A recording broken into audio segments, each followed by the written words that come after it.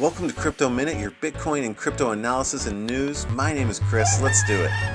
Bitcoin is hovering around 9,800 and looking constructive. Bitcoin dominance in CoinMarketCap is looking steady and boring. Altcoins are doing what altcoins do, kick and list, dumping from yesterday, and look out for waves. Today's resistance is at 10,200 and support is at 9,700.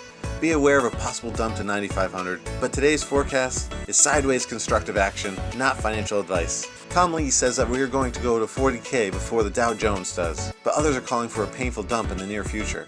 Both are right. Why are altcoins like Tezos, Lisk, and BNB beating Bitcoin?